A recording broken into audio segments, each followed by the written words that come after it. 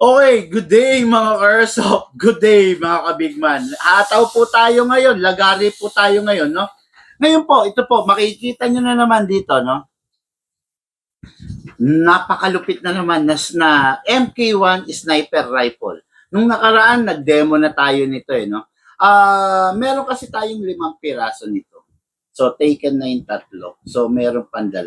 Ito, tsaka yung display natin, no? So, napakasarap, napakaganda nito kasi mga ka-airsoft, kung mapapansin nyo itong unit na to, napaka-accurate, napakatindi nito, no?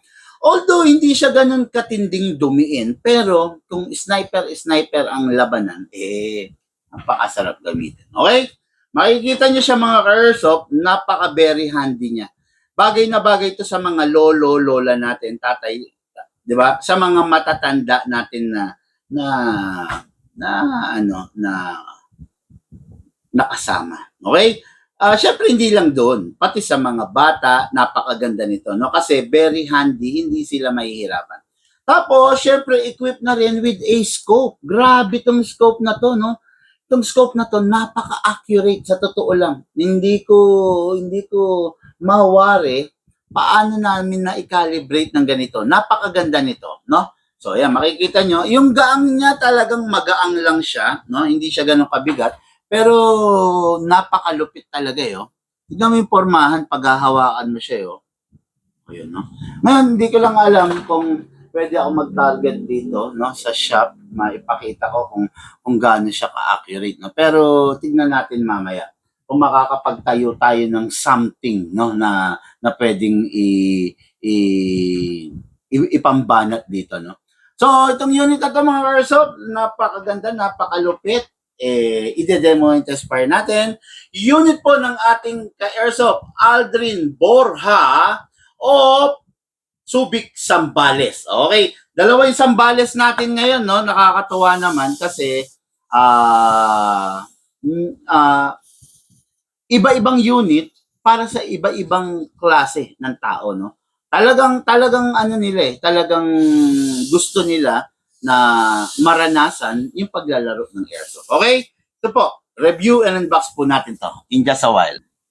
Okay, ngayon mga ka-airsoft, itong unit na to ng sniper rifle, kung nasanay kayo sa electric, nasanay rin kayo sa bolt action, ito po is a gas type. Okay, no? So, gas type na napakalupit. Ngayon, mga ka-airsoft, walang ganong inaano rito Walang ganong mini-maintain, walang ganong silicone oil, pero magazine type siya. Kunin natin magazine, no? So, this is the magazine. Ang magazine niya is maximum of 28 rounds. Okay? So, lagyan na natin, ng bala. Lagyan natin ng point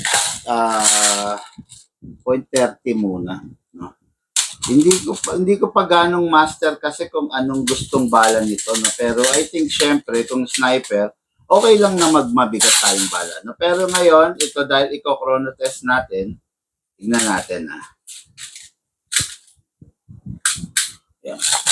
Lagay lang tayo ng 4, okay. So ayan, okay. Ngayon, pasok natin sa unit. Syempre, pagkapasok, wala na ikakasa. Wala na ikakasa mga ka-airsoft, no? Ngayon, chrono test natin. Tingnan natin kung gaano siya kalakas. Okay, Lucas?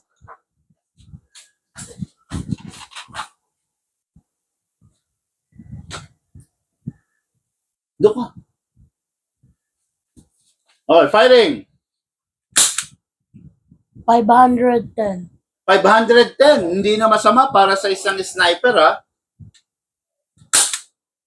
535. 535 FPS. Wala. 501. 501. Wala na. Okay. So, okay. Ngayon, tignan niyo siya kung gaano siya ka-accurate, mga ka-airsoft, May babarilin tayo rito na bakal. Okay, sige. Zoom ko. Siyempre. Yun. Go. Okay, yan. Nakita nyo naman kung gaano ka-accurate yung unit. Ngayon, firing tayo. Makikita nyo yan. Firing. Ito, kailangan nasa armpit. Okay, firing.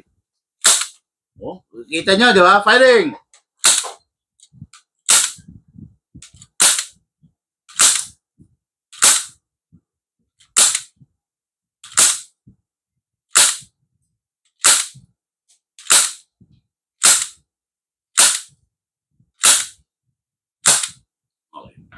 Okay, 500 plus FPS, napakaganda na sniper rifle, napaka-handy, kayang-kaya, pwedeng-pwede sa ating mga ka-airsoft. Maraming salamat po.